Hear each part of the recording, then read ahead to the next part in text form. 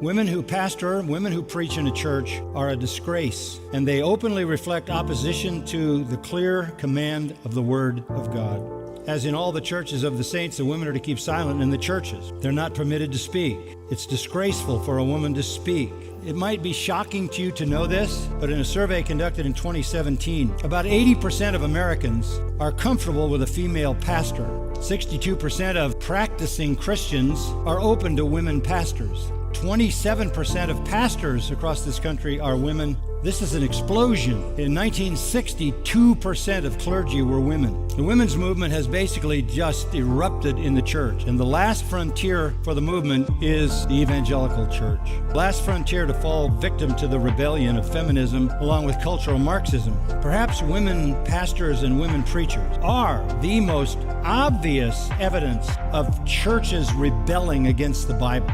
How many genders are there? I think 10. Sex and gender are different. Changement is good. It's good? Yes, people is free. 8-year-olds cutting off their wiener? Yeah. Good? Yeah. We came to Morocco to find out how many genders are there. 2, female and male. Can I be a woman? You? Live your life, do your thing, and leave others alone. Don't go to schools to say to children, I'm a drag queen, I'm transgender. I can be a woman? No. I kill you.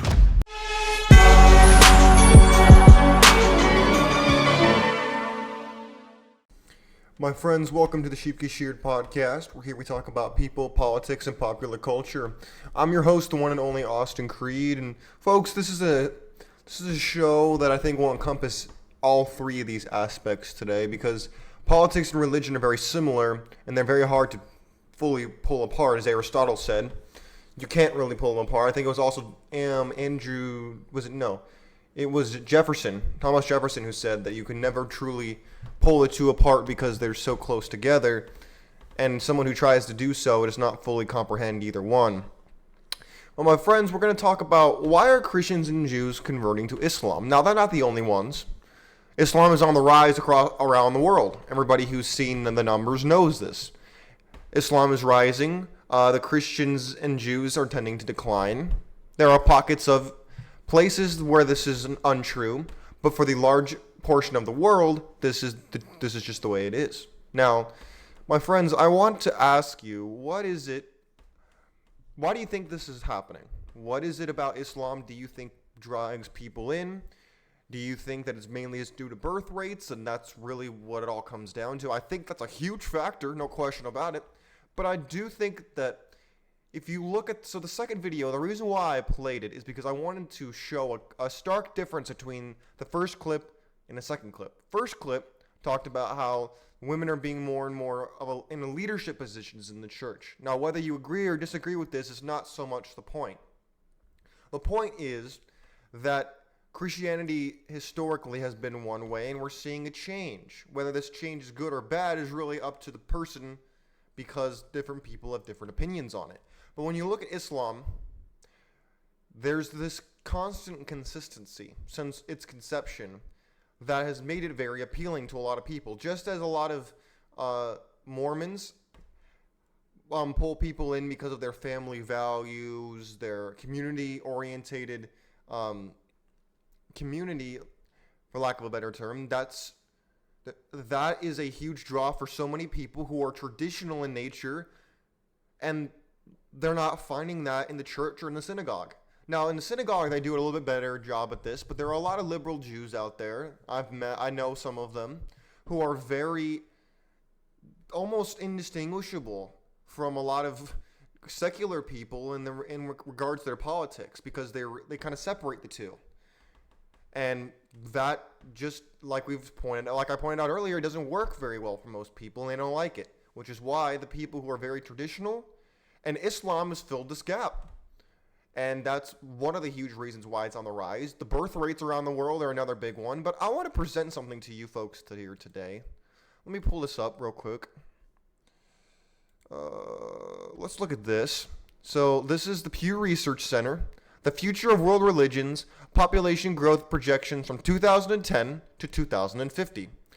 This says why Muslims are rising fastest and the unaffiliated are shrinking as a share of the world's population. Let's look down at this. It says The religious profile of the world is rapidly changing, driven primarily by differences in fertility rates, as we discussed a couple minutes ago, and the rise of youth populations around the world. Among the major religious, let's go down here. It says, but if current trends continue, as in it's happening right now, but it takes time for these demographics to truly change.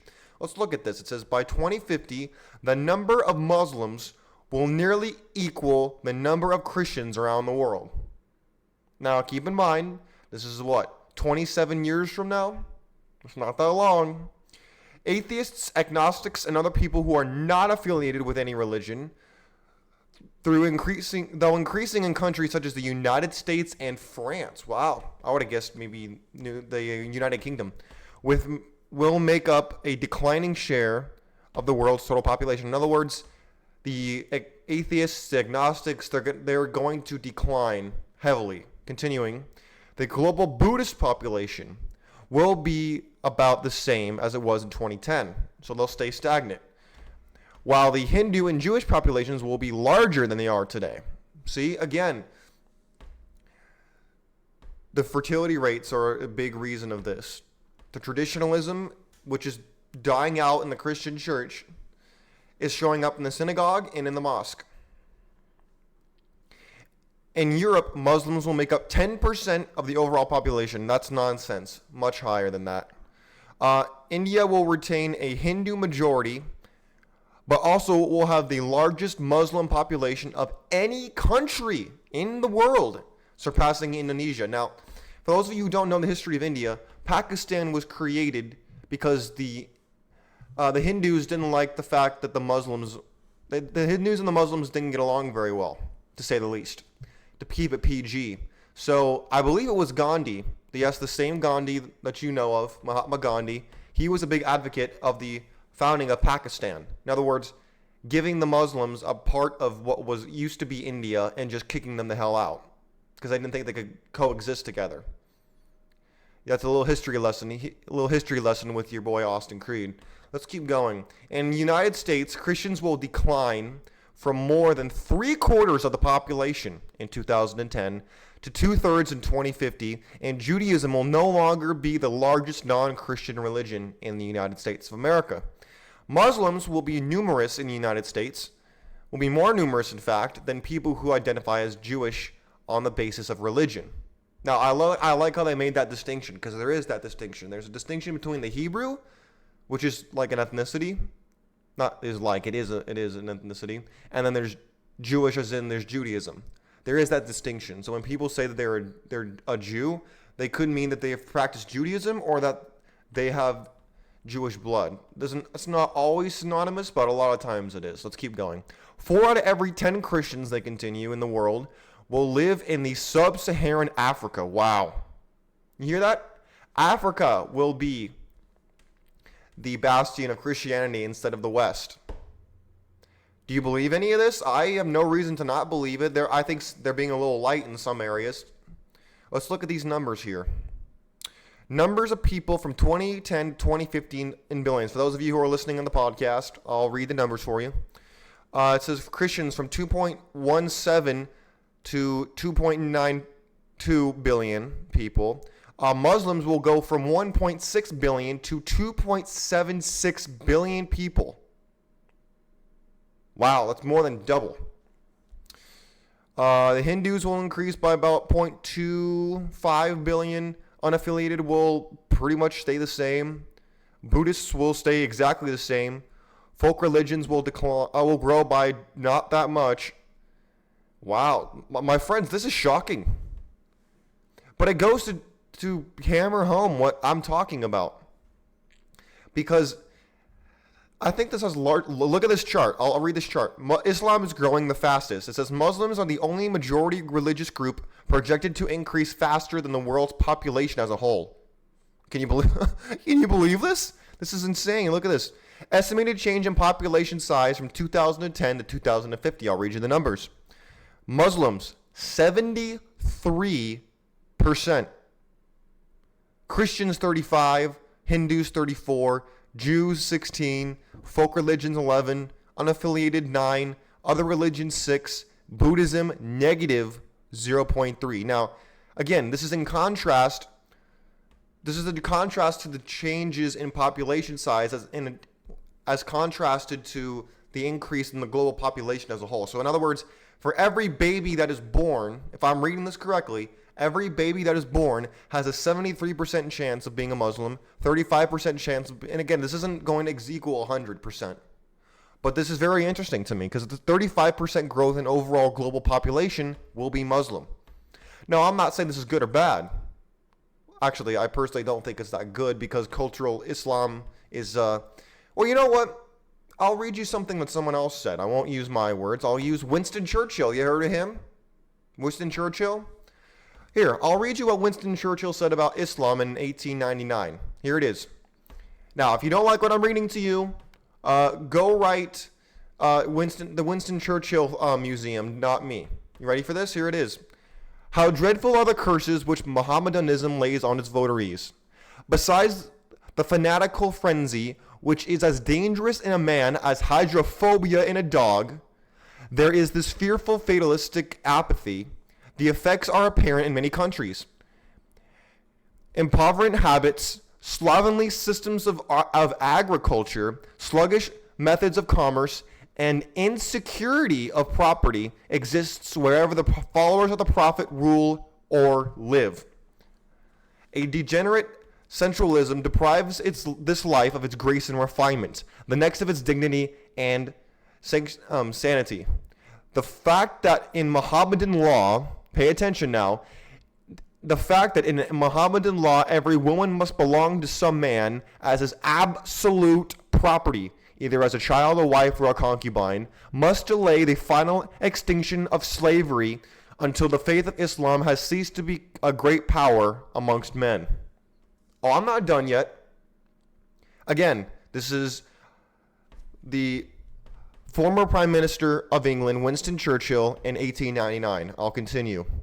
Individual Muslims may show splendid qualities, but the influence of the religion itself paralyzes the social development of those who follow it. No stronger retrograde force exists in the world. Far from being morbid, Mohammedanism is a militant and proselytizing faith. It has already spread throughout Central Africa, raising fearless warriors at every step. And were it not that Christianity is sheltered in the strong arms of science, the science against which it has vainly struggled, the civilization of modern Europe might fall as fell the civilization of ancient Rome. So wrote Winston Churchill in The River War in a 2-volume set in 1899. My friends, what do you think about that? I know people don't talk like that anymore. If he was on YouTube today, he'd be canceled immediately. He would have gotten thrown off. He would have gotten shamed and said, "Oh, how dare you? Oh, you evil, bigoted, racist man." So that was Winston Churchill in 1899. What do you think about that? What are your thoughts on the matter? Because I'm telling you, can you refute anything that he said? Again, he said some of them can show very splendid qualities, but it is the influence of the religion itself that does the most damage, that produces what we see as the most throwback behavior on earth. Let me remind you of something, my friends, listening to the Sheep Get Sheared podcast today. Christianity went through the Reformation. Judaism has had many debates and gone through a mild Reformation. They don't read the Torah and the Pentateuch, and they don't stone people to death. Christians don't do this either. Christians used to put people to the sword. We don't do that anymore. Jews used to do that as well, unless they're the ultra Orthodox. I don't even think they even bother to even believe that, much less do they follow it. But the Muslims do. The Muslims do in the Middle East, where they rule. They persecute people who are homosexuals. They put women in throwback clothing. They do these things in their mind for their own safety. They do these things. I want to show y'all a video because I find it interesting. I think this is a symptom of the times more than anything else, my friends. And you know, I want to show it to you because at the end of the day, I think that too often we feel separated. Like this is happening somewhere far away, maybe in the Middle East somewhere, North Africa maybe, pockets of Europe. This doesn't affect me in the United States. I'm safe. I ain't got to worry about this garbage. This is Austin, you're just paranoid. You don't know what you're talking about. Well, I wish I could tell you that's true. In fact, I would sleep a lot better at night, I'll tell you that. But, my friends, this isn't something that's happening in a vacuum. I wish I could tell you it was, but it's not. Give me 1 second. Here we go. I want to play this video for y'all right here. What is this attraction to Islam? Because it's the truth with a capital T. Because in the end, that's what attracts you. And of course, people have many arguments, many reasons. For me, I was a practicing Christian. Allah said this is the only religion in a way, the only true religion. So in the end, we all have like fitra. The innate disposition to know God. When it comes to Christianity, I think it has to do with there is truth in Christianity, of course, as well, just like there is in Judaism, but it's not the complete truth. In the end, if you meet the real truth, then you recognize it. You say, oh yeah, that's it. So for me, it was really like coming home. A lot of people always say, well, Islam means peace. But that really is what I experienced, and I still experience when I think of the fact that we have Islam. I gotta correct him. I'm not gonna tell him that his experience is false, but what I will remind him is this: Islam does not mean peace. I think it was Barack Obama who also put this motion forward. This idea of Islam comes from the word salam, meaning peace. That is a lie. It stands for submission. Islam comes from the word submission. Every scholar in the world knows this. Every scholar who's not a liar knows this and says this. Islam does not mean peace. It means submission. It means we will have peace on earth if you submit to the sword. That's what they're talking about. Now, again, not everyone is a fanatic zealot of their religion. But like Winston Churchill said, I'm going to pull this up again, and I'm going to show it to you again, because this is a perfect summary of what I'm saying. Individual Muslims may show splendid qualities, but the influence of the religion, again, emphasis on the influence of the religion, paralyzes the social development of those who follow it. Again, that is my point. People might be a good person who's a Muslim. There's nothing wrong with that. There's nothing wrong with being a Muslim. It is the influence of the religion upon these people that often brings out the worst. That is the point. But my friends, what do you think about the changing of religious demographics? Do you think it's of any relevance to America? Do you think that it's a waste of time to focus on such things? What are your thoughts on the matter? If you want to leave it in the comment section, whether you're on YouTube or Rumble, feel free. If you're listening on the podcast, the audio only, you can head over there as well, or anybody can go over to my Twitter page, @SheepGetCheered, and you can leave your comment over there, because I will pose this question on the way out after I've finished editing everything. And if you're seeing this video or listening to the show, the question's most likely live. So, my friends, I want to hear what you have to say. If you think that I'm wrong, you're more than welcome to try to prove me wrong. I've presented a lot of evidence to you, a lot of intellectually stimulating points and ideas. So, my friends, in the meantime, I'll leave you with this one question. Why do you believe what you believe? Is it because of the culture that's in the religion or lack thereof that appeals to you? Or is it the religious text itself? What is it about your religious beliefs or lack thereof that you find so appealing? All right, my friends, I think that's going to be all for me today. God bless you. God bless your family, and God bless America. We're out of here. Peace.